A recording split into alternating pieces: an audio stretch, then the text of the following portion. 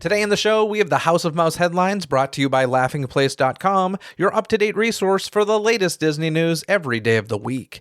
This episode is being released on November 29th, 2023, and here's what's been going on in the world of Disney recently. Disney's Wish makes it to the Disney parks, a Disney California Adventure favorite attraction is closing, news of another Frozen sequel, and more. Hear the latest news from the Walt Disney Company in today's House of Mouse headlines. Walt Disney World has unveiled the Disney on Broadway performers coming to the Epcot Festival of the Arts next year. The 2024 pairings include Cassie Levy and Patty Murin, Heidi Blickenstaff and Gavin Lee, Ashley Brown and L. Stephen Taylor, Kissy Simmons and Josh Strickland, Mandy Gonzalez and Michael James Scott, and Bradley Gibson with Shobha Narayan. Each of these duos will take over the American Gardens Theater for 3 nightly performances.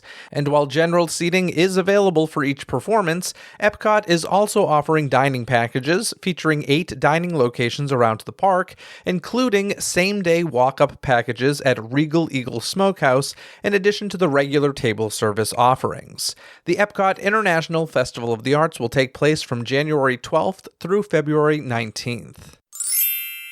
A popular seasonal offering is returning to the Disneyland Resort as handmade candy canes will once again be available to the lucky guests who manage to snag one. The resort has announced this year's schedule for select days in December, which are split between Disneyland's Candy Palace and Disney California Adventure's Trolley Treats. Since quantities are extremely limited for this highly sought-after treat, a mobile waitlist will be utilized on distribution days. Once the waitlist is live, guests will be able to go to the location to add their name and phone number. From there, guests will receive a return time to purchase the candy canes. Sales are also limited to 1 per guest. So if you've been craving one of these handmade canes all year, then be sure to check the schedule for your shot at claiming one. With World of Frozen now officially open at Hong Kong Disneyland, guests may encounter Anna, Elsa, Kristoff, and Oaken wandering around. However, there's also a new star of the land, Mossy. The puppet, accompanied by an Arendelle resident, has garnered fame on social media after clips of Mossy's debut flooded feeds. Of course, Mossy is just one of many offerings in the new land, as there are several street performers that come out during the day in addition to the 2 rides and the Playhouse in the Woods. World of Frozen is now open at Hong Kong Disneyland. A tradition once limited only to the Walt Disney Family Museum in San Francisco has now made its way to a device near you thanks to Disney+. Christmas with Walt Disney, a film directed by Disney legend and past DCTC guest Don Hahn, is now streaming. Prior to this, screenings were exclusive to the Walt Disney Family Museum. It originally debuted in 2009 and is narrated by Diane Disney Miller. You can check out all of the holiday splendor and retro delight in Christmas with Walt Disney, now streaming on Disney+. The second season of Marvel's animated series What If is headed to Disney Plus next month with a unique rollout strategy. The new season will kick off on December 22nd, with new episodes following on each subsequent night, with 9 episodes in all. And while we may have slightly mocked the holiday timeframe in the last House of Mouse headlines, it does seem as though the show will include a Die Hard-esque themed episode, if the trailer's to be believed. So, Marvel fans, get ready to unwrap new episodes of What If each night, starting December 22nd on Disney+. After a 1-season run, Disney Plus has canceled The Muppets Mayhem. The 10-episode series was released all at once back in May, and although it gained some fans, ratings for the show were never disclosed publicly by Disney Plus. However, creator Adam F. Goldberg took to social media X to say, "Mayhem was truly the most joyful and collaborative experience of my career. From day one, all I've cared about is creating a Muppetverse, and yes, I am already cooking up more Muppets with Bill Beretta and Jeff Yorks. It's happening," end quote. While we'll need to wait and see what that means, you can catch all 10 episodes of The Muppets Mayhem now on Disney+. Earlier this year, Disney CEO Bob Iger teased that a fifth Toy Story installment was on the way. But details have been sparse and questions about the sequel have been plentiful. Now, Disney legend Tim Allen has said that he and Tom Hanks have been approached for the film. In an appearance on The Tonight Show, Allen said, quote, "The writer that's doing it wrote one of the better ones, and he said, if I didn't get this right, I wouldn't do it. So it could be a very, very interesting way to reunite it." End quote. No release dates or other details for Toy Story 5 have been revealed, but you can currently catch Allen in Season 2 of The Santa Clauses on Disney+. In more sequel news, in an interview ahead of the opening of World of Frozen, Bob Iger teased that a Frozen 4 may be in the works. Now, if you're scratching your head wondering if you somehow missed Frozen 3, you haven't. Iger previously announced that project along with Toy Story 5 and Zootopia 2, but it has obviously not yet hit screens. Luckily, Walt Disney Animation Chief Creative Officer and Frozen vet Jennifer Lee shed a bit more light on things in a new separate interview, stating, quote, "We are deeply excited about the story we are shaping together, and it's so epic it may not fit into just one film," end quote. So, with this week marking the 10th anniversary of the original film, it seems that we'll be experiencing Frozen fever for many years to come. And that's your Frozen News of the Week. That's for any of you longtime listeners out there. After a fall schedule made up entirely of reality shows and other unscripted fare, ABC has revealed its mid-season schedule that includes scripted series now that the WGA and SAG-AFTRA strikes have ended. Since the season is starting late, more shows will have episode counts lower than a normal season, with each coming in under 13 episodes at most. First, Abbott Elementary will debut with an hour-long episode on February 7th. Then, on February 20th, sophomore drama Will Trent will debut at a new time of 8 p.m. on Tuesdays, followed by The Rookie at 9 p.m. and The Good Doctor moving to Tuesdays at 10 p.m.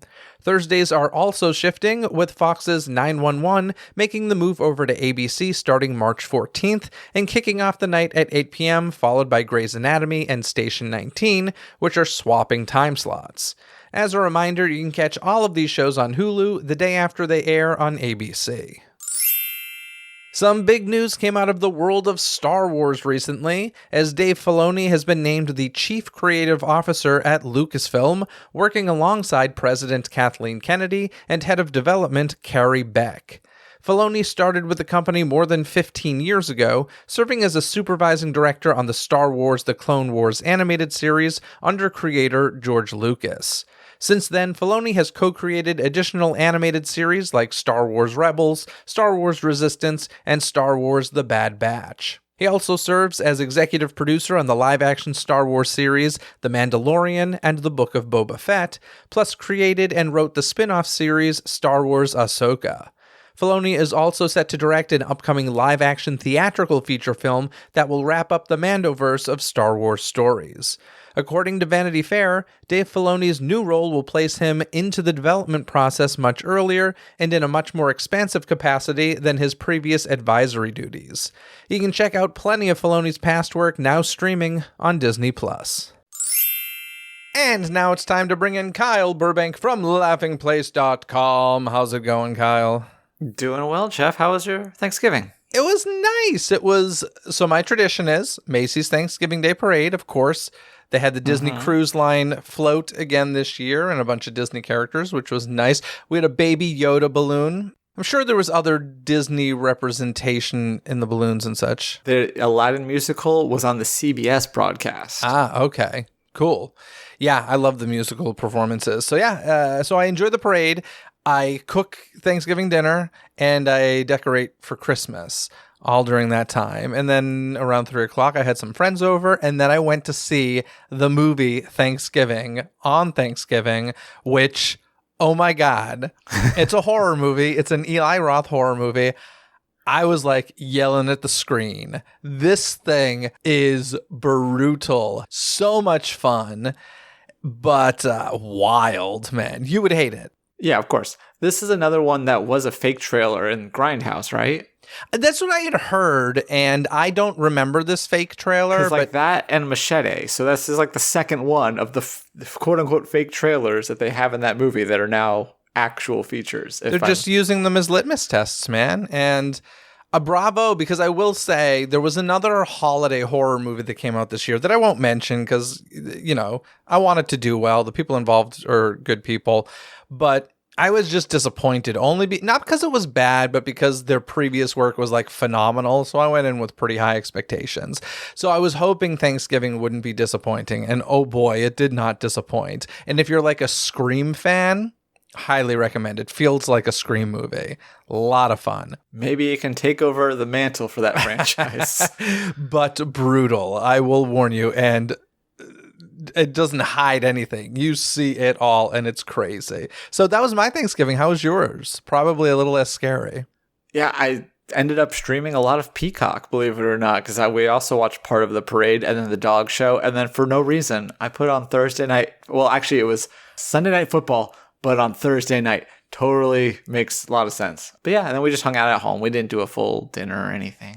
Did you eat any turkey? We did not eat turkey. No, we had, I think we had chicken in the afternoon and steak at night. That is un-American, Kyle. I'm sorry. It's a lot of work for two people and a dog to make. You don't have to make a whole turkey. Get a turkey breast. Get some turkey cold cuts and make some hot sandwiches. Jeff, I hate to break it to you, but turkey's overrated. Oh, I disagree. I love to. In fact, every year for Thanksgiving, I make the turkey and pumpkin pie, both of which I love. And every year, I say, without a doubt, this is so good. I got to make this some other time of year. There's no reason I need to wait for Thanksgiving to make this. And I never make it, either of them, any other time of year. Maybe a pumpkin pie around Halloween, but not typically. But yeah, I love it. I think it's great. In any case, let's jump into some Disney news because Jennifer Kumiyama, a former 13-year performer in Disney's Aladdin, a musical spectacular at Disney California Adventure, took her Disney dream even further and is one of the voices in Disney's latest animated feature, Wish. Kumiyama was born with arthrogryposis and uses a wheelchair for 100% of her mobility needs. In the film, she portrays Asha's best friend Dahlia, the town baker, and the unofficial leader of their friend group. Notably, Dahlia is depicted as using a cane in the film. She was the first wheelchair user performer on any Disney stage in the world and was also crowned Ms. Wheelchair California 2010. Kumiyama's portrayal of Dahlia is part of Disney's commitment to showcasing diverse and exceptional talent. Do you remember her? Because I Absolutely. sure as heck do. Yeah, plenty of times I saw her because I saw that show a lot. And so, yeah, I definitely know her. And not just because you notice when there's someone in a wheelchair up there, but I'd recognize her even if she wasn't. And yeah, I saw her plenty of times. Yeah, so happy for her. So 13 years doing Disney's Aladdin, a musical spectacular. It's a long time she had been working at DCA there. And of course, that show's beloved by many. And gosh darn, she definitely was someone that a lot of people remember. So like, what a great, awesome thing that happened for her. I love it. Yeah, and there's a lot of people who, worked at Disney and then have made it in show business. But seeing this story, the one that came to mind was Caitlin Robrock, who you had on the show, worked at the parks and then is now the official voice of Minnie Mouse. So a kind of a similar lineage in my mind, probably because of the voiceover aspect of it. Yeah, absolutely. And she's amazing. So yeah, that's some great news related to Wish. Wish's box office, though, we got to talk about for a second. I know there's a lot of reports out there that, disappointing box office. They were expecting around 45 million over Thanksgiving weekend. It was closer to like 31 or 32 million. So it definitely didn't hit what they were expecting it to. I admittedly have not seen it yet. Have you? Nope. I'm one of those people, like many, probably waiting for Disney Plus. No, see, I will go see it in the big screen. I do want to go see it on the big screen. I've got to go see that, and I've got to go see Trolls because I got to go support my NSYNC boys. Well, you've also just mentioned the issue. I think I get what you're stating, in that we had this nice turnaround with Elemental, and people are hoping something similar happens, but I feel like there's probably more family competition this time. I would be delighted to be wrong, but I do wonder if it's going to have a tougher road. Listen, I think that Disney did a bit of a disservice to themselves by continually releasing things to Disney Plus so quickly. I think that maybe that company because obviously, listen, there's more studios, and there are studios making billion-dollar movies. Super Nintendo or Super Mario did really, really well. There were a lot of movies that did really well this past year. So you can't just blame streaming as a whole, but I think Disney Plus specifically really did roll things out there pretty quickly. I mean, Haunted Mansion moved on to Disney Plus very quickly. And it's also the most family geared streaming service. So like, yeah, the fact that you could watch Super Mario Brothers on Peacock, well, maybe not all families have Peacock. So that also probably plays a role. Whereas if you are in family entertainment, you probably have Disney Plus. And so if that's the one that you're going to maintain and you know that the stuff is going to be there, I feel like that's also kind of a reason why even other studios with the same or a very similar model aren't experiencing the same apparent decline. Yeah, I wouldn't be surprised if we see them take this note and perhaps, advertise, hey, it's not going to be on Disney Plus for 9 months or whatever. So, yeah, I think they have a little bit of damage control. Disney's having a baby, and you'll have to have one before you'll see. Next. I am someone who prefers the movie-going experience. Like the whole sit at home with distractions sort of thing doesn't appeal to me. I want to go to plus I have AMC A-list, so like I feel like I'm not really paying when I go. I get it. Family of 4, it's like can be close to $100, if not more, by the time you leave the theater. So I get the appeal of watching at home, and I hope they remember Elemental and what that did. As someone who hasn't seen it yet, please don't pull it anytime soon. They're not going to pull it. Like they've promoted it a lot. But I will say I'm kind of insulated here being in Springfield where, going to a movie for me is still, I think tickets are usually like $12 or whatever at the Alamo. But seeing where I used to work in California and seeing how much their prices have gone up since I worked there, it's astounding. Yeah. So I can imagine taking out a family of 4 is not cheap. Now, I know that they did market the movie pretty heavily, but did they market it well? That's kind of the question. That's always that's always kind of the question. I know some people thought that the trailer was kind of had some juvenile sort of elements to it. Kind of like the people didn't like that first Frozen teaser. Remember that debacle? Yeah. And then also, they made a big deal about the songs. They did that weekly release for the songs. They'd almost promote it 3 times. They'd be like, hey, it's coming tomorrow. And then they'd give you a clip the next day. And then they'd give you the full song the day after that. From what I've heard of the songs, which granted was basically just during the earnings call, I was not impressed. So I don't know if that also plays a role. I think the main one, the one that they play like in the trailer and stuff, I kind of dig. I catch myself singing that. But not a fan of the villain song. And I didn't bother to listen to the other ones. So... Yeah, nothing. I mean, I'm interested in this movie because it's a Disney, kind of princess movie. Is she a princess? See, I don't even know. I have no idea. I just know, like, from what I've heard, the story is kind of loose, not that great. And I feel like that's probably because it sounds like they work in a lot of Disney allusions and references and stuff like that. Yeah. So I think that's kind of the appeal of this, and also just like the unique animation style that they brought to it. It's like a 2D/3D look, and then finding all these Easter eggs and references and stuff. It seems like the story was kind of an formulate the story in order to make all of these references, sort of a thing. Speaking of Wish, a pre-show was added to World of Color Season of Light. I just wanted to touch on this because I did get to see World of Color Season of Light. It's my favorite World of Color, and it was a delight to see it. And of course, I got to see the Wish pre-show before it. Here's the thing that I found a little tacky, and I don't know if this is the first time this has happened or not, but it's not uncommon for them to show a pre-show to promote the latest film or project that's being released.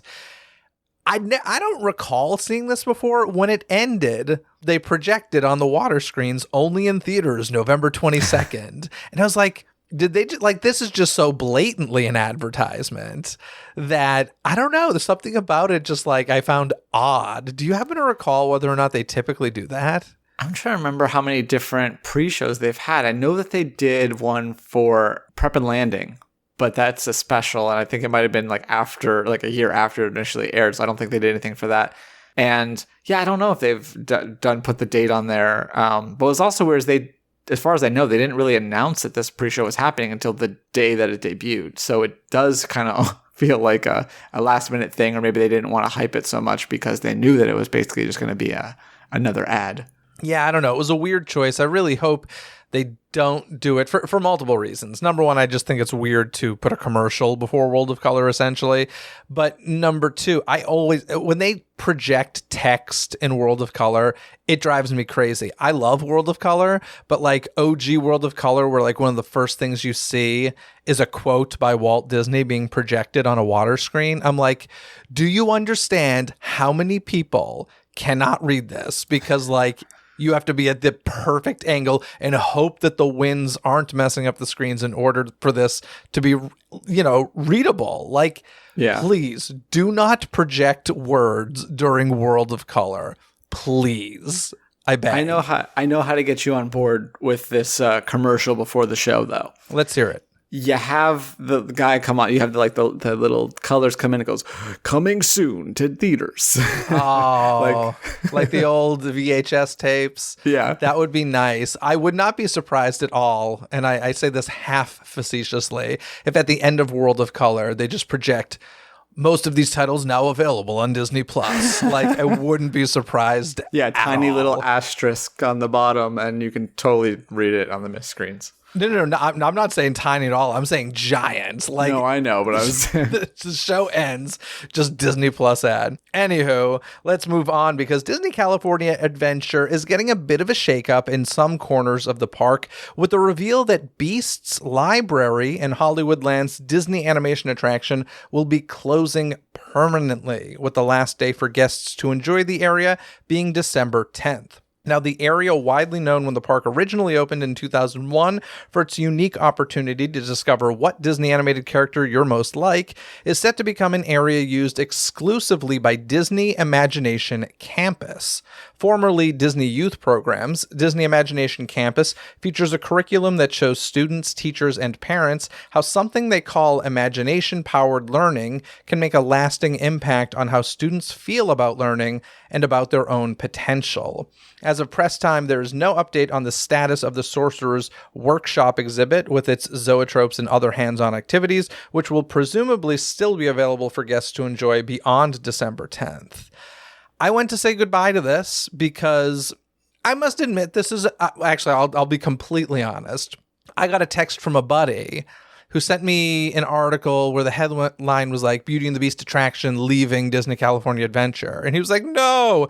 And I was like, what? Beauty and the Beast attraction is a Disney California Adventure. So when I clicked on the article and saw it was Beast Library, I was like, oh yeah, of course. So like, listen, this is not a place I think of immediately when I think DCA, but I must admit, it's a cool space. I think ever since Ursula's Grotto was removed for, Anna and Elsa's dressing room, essentially, that whole area has just kind of gone away because what used to be a cool walkthrough is now like a dead end and you have to, go back out the way you came in. Beast Library is gorgeous. It really is. I think, the whole book of finding out which Disney character are is just outdated and cheesy at this point. It's something that, should be in the Play Disney app or something like that. So like, it's not the tech that's cool. I just kind of feel like this would be an amazing photo op, like meet and greet photo op space to put Belle and Beast down there. I know we've got, something like that in Magic Kingdom, but I don't know. It's a beautiful space. I'm curious, I assume it's probably just going to stay looking like that for this the new education thing, the Disney Imagination Campus, or do you think they're going to change the look? I kind of just feel like they're going to use the space, but I guess it's possible. Yeah. So if they just use the space, I mean, the reality is they could do something Beauty and the Beast in there in the future if they're not, changing the decor. I mean, Hollywood and Dine is basically still sitting there. It was a food court, and now it's, I forget which stage number it is, but it's the one over by the bathrooms. Like, yeah. Yeah, if you go in there, they, it was Flynn's and stuff, and they had part of it blocked off, but all the restaurant stuff is still back there. At least last I saw, it was several years ago, but it's probably still sitting there. I do have two important questions for you, Jeff. Yes. First, do you prefer eating lunch with nice people or eating nice people for lunch? I enjoy eating nice people for lunch. Okay. And second of all, did you see that this closure actually made it into an SNL Weekend Update joke? Oh, I feel like I did hear about this. What was the joke? They're closing Beast Library, and it's going to be replaced with Gaston's Gay Gym. Oh, I did not hear this, but hell, I'll go to that. That sounds great. Oh man. So it is weird though, because we're losing Ursula's Grotto and we're losing Beast's Library, which means it is really just that one first room, which I think arguably is the worst of the three rooms. I wouldn't tell my friend or LP coworker who got engaged in that room about that, but yeah. Yeah, not my favorite. Listen, there's a beautiful Walt mural on the wall that makes up for it, I guess. But I don't know. I can't imagine that surviving, even though nothing's been said about that as of yet. I still stand by, I want that whole animation building turned into a restaurant. I think that lobby with the screens and stuff is a beautiful restaurant setting. I think it would be a stunning restaurant. But in any case, December 10th, Beast's Library, go say goodbye if you have the chance. And of course, there was a line for it because, Disney FOMO is real. Pass holders. And I waited in that line. It wasn't too long. It was like 10 or 15 minutes. But, I just wanted to go see it one final time. And I will say, I didn't do the book thing, but the space is in good shape. It still looks really beautiful. It's not like it's, they let it die or anything like that. So that's the thing. Anything else you want to add? The Blue Sky Cellar, which I didn't even know was still a thing, is also turning into a DVC thing. Yeah, so in another section of Disney California Adventure, the Walt Disney Imagineering Blue Sky Cellar will also be removed to turn that space into a Disney Vacation Club Welcome Home Center. And this really, as far as I know, hasn't been a thing for a long time. So it started originally as a movie about wine and Seasons of the Vine, when DCA 1.0 was about California. You could also see it at the Epcot International Food and Wine Festival. It was playing in the festival center. Oh, nice. That movie. I didn't know that. That's cool. That's the only place I've seen it. I missed it at DCA, but I saw it in Epcot. Yeah, I don't think I ever saw it at DCA. What film does survive though in DCA? What? Rosie's sourdough bread. That's true. I was like, did I not know that Golden Dreams is playing somewhere? And No, more important, Rosie Sourdough. Anywho, so yeah, this space, I did love this space when it was truly used as a Blue Sky preview center. We got previews, I remember, of World of Color and Cars Land and a lot of different things in this space, but it's kind of been being used not for much, although that education thing, I guess, was using that space. So it's going to become a DVC Welcome Center. I'm not sure that that's exciting, but my guess is DVC is paying for the rental space. Probably. Yeah, I think that's going to be, where you go. And with the current Californian right there, I think maybe you go take tours of that. I'm not 100% sure. Yeah, so that's all happening, folks. So if you have some favorites, try and hop over before it goes away if you can. Although I don't think you can get into Blue Sky. I think it's just been empty.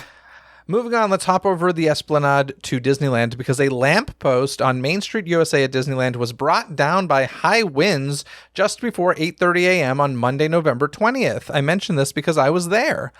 I did not get hit by a lamppost, luckily. So the Anaheim Fire and Rescue transported one person with serious injuries to the hospital, and two other people were treated at the scene and released. So hopefully that person's doing fine. This is just crazy because I'm going to guess, I could be totally wrong, but this is probably a 1955 lamppost. I assume these things are pretty solid. It must have been windy as hell. Guess what? No fireworks. Yeah, it was a high wind warning for, I think it's, the Santa Ana winds.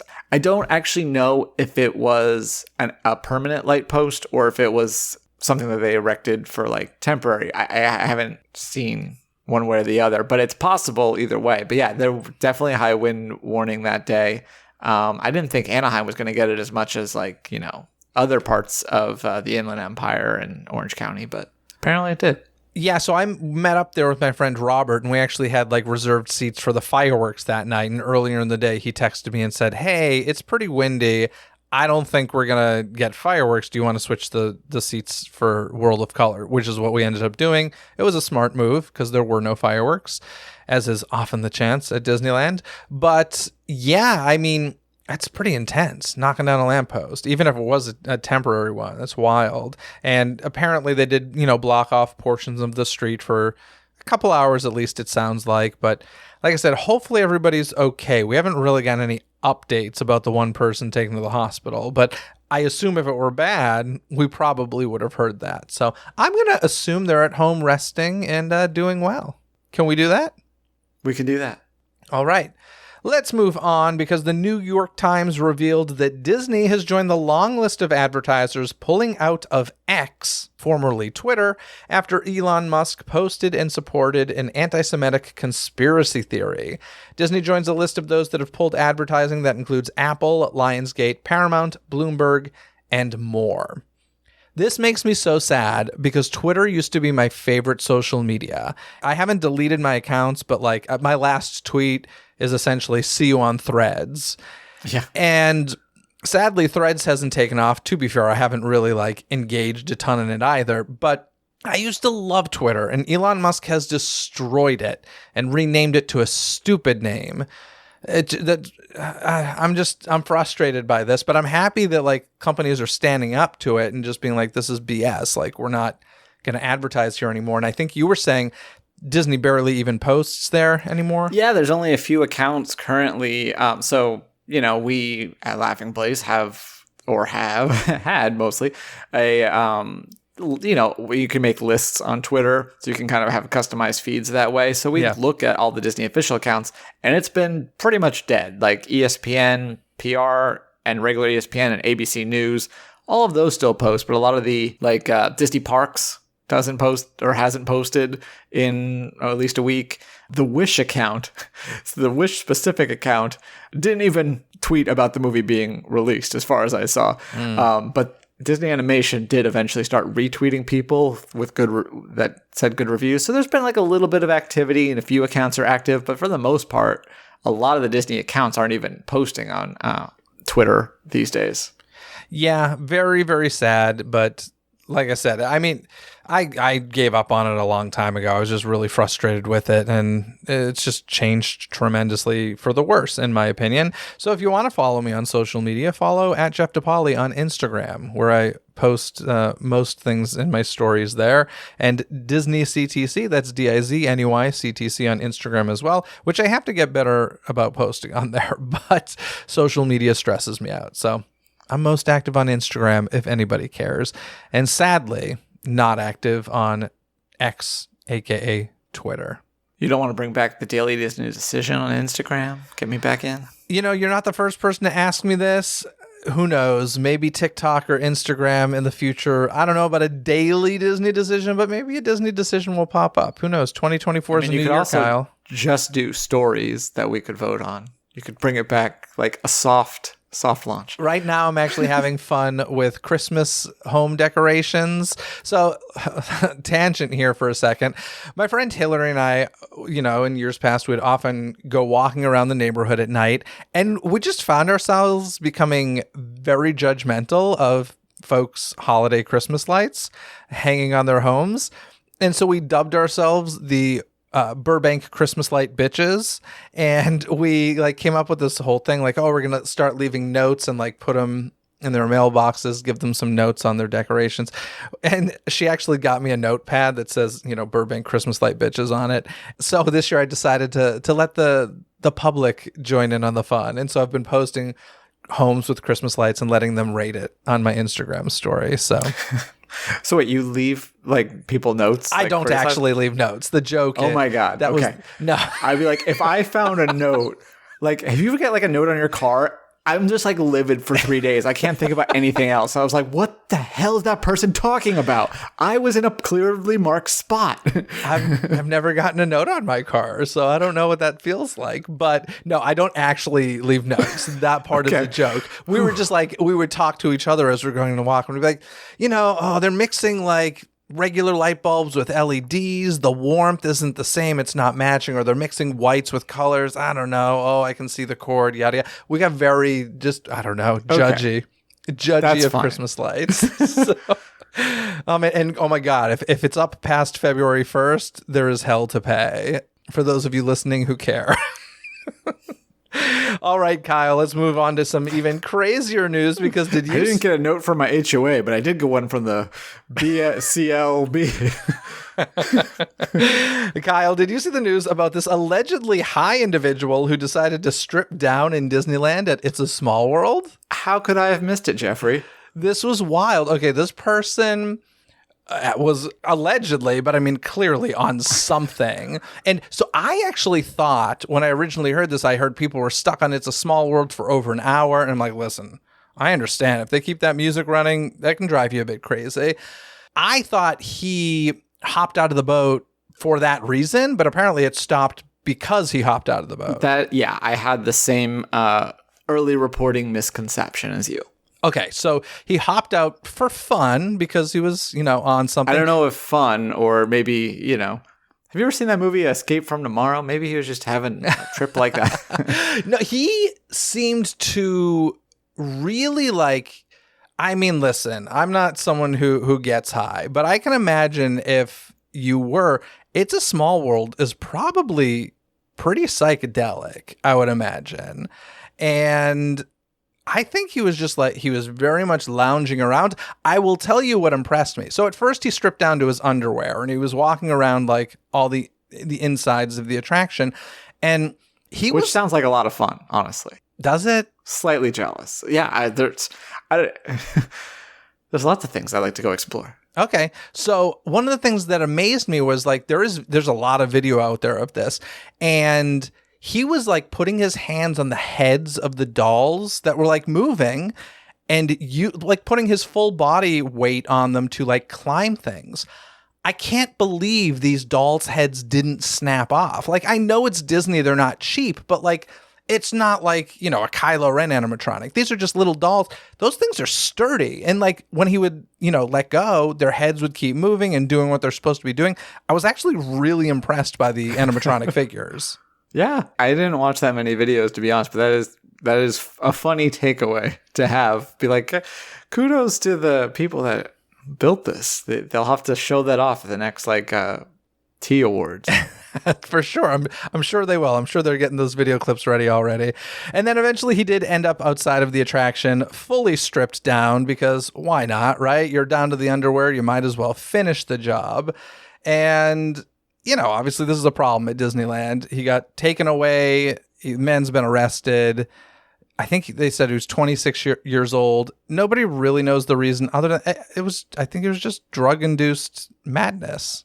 Then of course, social media, I'll say, because it's not just Twitter anymore, had fun with this story, not just sharing the videos, but then also just pointing out the irony of it being It's a Small World. But I think the lesson here is don't do this at Disneyland. But I will say, people getting high and going to Disneyland is a much bigger thing than I ever realized. Well, there's also different types of high. I mean, I've never done anything, but I don't think he was smoking weed. No, he was on something strong. He was in a different world, but it's wild. So we'll just end that there. Sound good?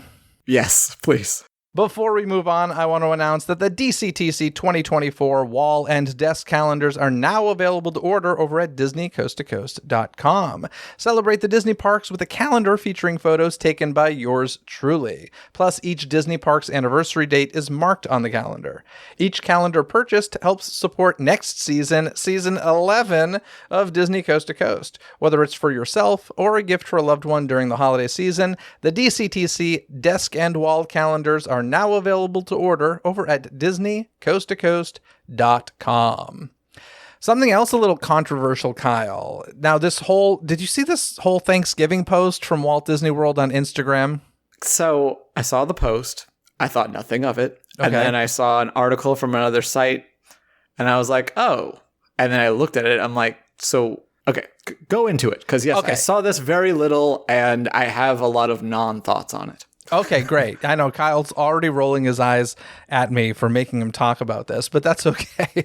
Because, folks, if you don't know, there's a very famous painting by Norman Rockwell called Freedom from Want. And it's a painting featuring a family around their Thanksgiving table enjoying the feast and their time together. And many years ago, I don't know the particular year, but the Walt Disney Company kind of did a parody or an homage to this Norman Rockwell painting. And it was the Disney characters around a Thanksgiving table. And this year, and the company's used it for years. I mean, I've used it in the past, just posting Disney Thanksgiving messages, and the company's used it for years. But this year they decided to update it. They had, a more modern computer-generated version of this, and with different characters and stuff too. with some different characters. They got rid of Roger Rabbit, which upset some people. I believe he was replaced by Clarabelle.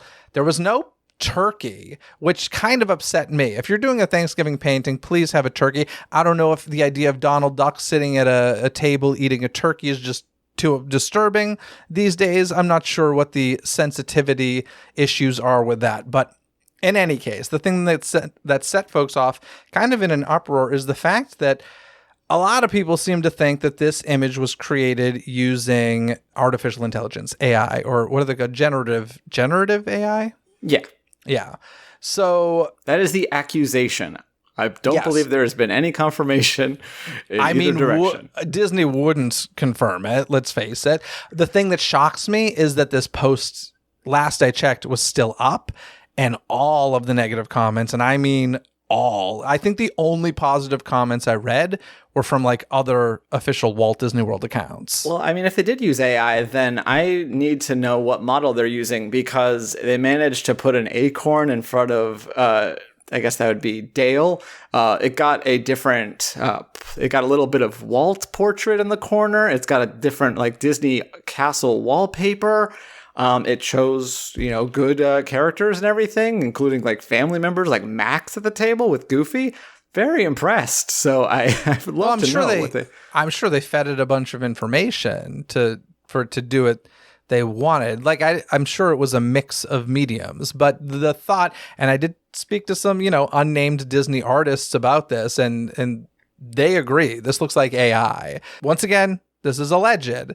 Slippery slope, though. Like, this is what the unions are fighting for. For the folks listening who are like, what's this SAG-AFTRA strike and this WGA strike crap all about? This is it. It's about protecting people's jobs. If it is AI and these artists I've spoken to are correct, I'd be scared if I were a Disney artist, because the fact is, if they can get away with it on social media, which they didn't because the public called them out for it, allegedly, if they were to get away with it, they would definitely try it in a short, and then they would definitely try it in a feature. So it's interesting, it's scary, and who knows what the truth is. But the public has made their decision, and frankly, that's all that kind of really matters. Yeah, I mean, I don't know enough about it, but to me, it's, not my favorite art style, but I don't think it's that weird. In fact, looking at the old one, there's the different choices about it that I think the characters look weird. So, and some of the arguments people were making, like, oh, they're making like the same, the heads are in the same position. It's like, well, yeah, it's a recreation. That's kind of the whole point. It's a recreation of a recreation, honestly.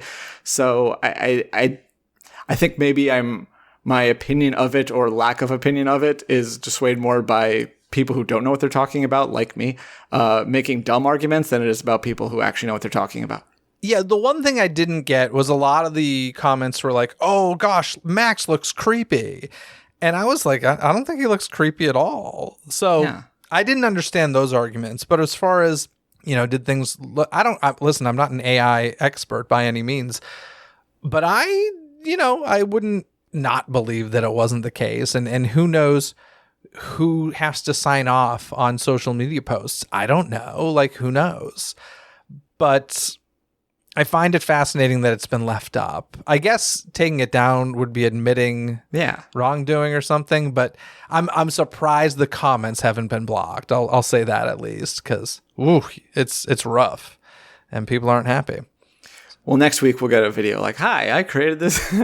Oh, honestly, that's what they should do, right? Like, whoever created that, they should make a video. Although my guess is they probably used some AI, and I mean, I guess the artist wouldn't have any say if they said, hey, you're doing a video about the making of this and you're not mentioning AI. I guess they would have to if they're a Disney employee.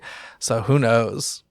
Very interesting, to say the least. Let's talk about some better Instagram Disney news, because Disney Parks Instagram released a video of Figment meandering around the Walt Disney Studio lot, hinting at a possible announcement about the film. Back in September of 2022, it was reported that Seth Rogen's production company, Point Grey, was working on a film based on the lovable dragon Figment from Epcot's Journey into Imagination. Now, this wasn't like an animated Figment. This was the Figment that people meet at Epcot. And yeah, I mean, it was a cute video. Like we said, not many details. It was just kind of a tease. But here's my question. Mm-hmm. The costume was flown here from Florida. I don't know where the costumes are built, actually. Are they built in Glendale and shipped to Florida? I don't know. Well, it would make sense if it was built in Glendale, because there was also a shot where he was at Imagineering, which would be presumably the Flower Street. Although my guess is that it's outsourced now, the building of these things, but I have no idea. Let's just pretend and assume it was shipped here from Florida. If that's the case, I mean, do you think maybe a DCA photo op with Figment? It could be in the future. Like, who knows? I don't know. Could be for, they've had those themed nights. I don't know what true. exactly the East Coast night. That'd be kind of fun. Have country bears and oh, that'd be awesome, actually. I would love that. That'd be really fun, Kyle. Good idea. Disneyland After Dark, Walt Disney World. Holy hell. Yes, I'm there for that one. Ooh, this might need to be an episode idea where we need to make a list of like what we want to see happen. They've done one of them, right? Didn't they? It was at a Disneyland After Dark that is that where they had the Carousel of Progress? That is true, but Carousel of Progress used to be. No, I understand that, location, but I mean, so did Country Bears. But I'm just saying, bringing stuff over, things that Disneylanders love about Walt Disney World, and Figment being one of them. Yeah. Orange Bird, I guess. Yeah, very interesting. I like it. So yeah, Figment is teasing. I mean, he escaped Epcot. Has he ever done that before? I'm sure he has. Have we seen Figment outside? Oh gosh! If this is two different videos about it, though, it was just very interesting, and we're like, "Oh, he's at the studio. Maybe there's something about the movie." But then we haven't heard anything since. It's been a very quiet weekend for Disney, though. Yeah, I will say. Anyway, Kyle, I want to play a voicemail I got from a listener a while back, because this voicemail was left about the Midnight Madness movie episode. Do you remember that? When I talked about Midnight Madness, this was released just before the SAG-AFTRA strike, and this voicemail came, during the SAG-AFTRA strike. It was episode 1025, released in July. So I couldn't play the voicemail then when the strike was happening. So here it is now, a voicemail from listener Jim. Look between the giant melons. Jeff, I've been thinking about Midnight Madness lately, and I saw it when I was 10 years old. I haven't seen it in 30 some odd years, ever since that one summer when I watched it about probably 45 times. It seemed like it was on HBO all the time. Hey, this was an awesome episode. Your guest, Miles, was fantastic. I loved the contrasting viewpoints that you both had, and it made for a nice complementing discussion. It was a lot of fun. Thank you. I'm going to actually go out now. After 30 some odd years, I've got to make a point to see it again, because I loved it when I saw it, and I haven't seen it since, and it's on my bucket list now. So thank you so much for that, Jeff. Have a great day. Thanks, Jim, for calling into the show and sharing your thoughts. If you want to leave a voicemail and possibly be heard on the show, call 818-860-2569 and leave a message yourself. And Kyle, before we go, I just want to mention I experienced the Adventureland Treehouse. Okay. Did you wait in line for that too? No, it was a line in the attraction. So it was kind of like a conga line sort of thing, although you could honestly maneuver around people and stuff. So it wasn't actually, funny enough, Beast's Library did have a longer line than the Treehouse. But first of all, I was kind of, I've seen this behind construction walls for a long time, kind of flabbergasted at how, not flubbergasted, Kyle, flabbergasted at how open the area looks. And I can't honestly figure out in my mind what has changed, because there's no way they lifted up the tree and moved the main trunk or anything. But the entrance to the treehouse definitely used to be like in the middle of the road, creating a bottleneck. So like that whole portion's gone, and it just visually changed the whole thing for me in like such a positive way. It's wonderful. And then the actual treehouse is just like really well done. It's a little weird. The whole like official name, I think, is like the Adventureland Treehouse inspired by Walt Disney's Swiss Family Robinson. I'm like, that what a stupid way of saying it. Like, I don't know. I just don't. What a pandering title. Well, I just don't get why. Like, why even mention Swiss Family? Because of the fear that if they didn't, people would be like, this is just like Swiss. I don't know. I don't get it. But really well done. Like, super enjoyable. And I liked Tarzan's Treehouse. But I never experienced Swiss Family Robinson Treehouse in Disneyland. I'd only ever done that, as far as I can remember, in Walt Disney World, which you can still do today. But highly recommend the Adventureland Treehouse. If there's no line, definitely go check it out. Got some beautiful views up there. Some nice, little Imagineering touches. Lots of books around. Check out the titles of the books. Tarzan is one of the titles that you will see there. Imagine that. A nice little nod. And yeah, I enjoyed it very much. It was very cool. Did you do anything Disneyland-y or Disney-y? Disney-y? No, Yeah. I don't think I've done much Disney-y lately. No Disney Plusing? Like I said, I still watch one episode of Boy Meets World each week to keep up with my Pod Meets World listening. But other than that, I'm trying to think if there's anything else. Did you watch the Walt and the Walt Disney Christmas? I haven't yet. No, I that just came out a few days ago as we're recording this, so I'll have to do that at some point. But no, I haven't been doing a bunch of Disney Plusing. I'm waiting to watch the Santa Clauses season 2 until I get home for the holidays in the middle of December. That sounds like fun. I am looking forward to it. I really enjoyed season 1, like more than I anticipated. Like it got better as the season went along. And so, yeah, I'm interested to see what season 2 brings.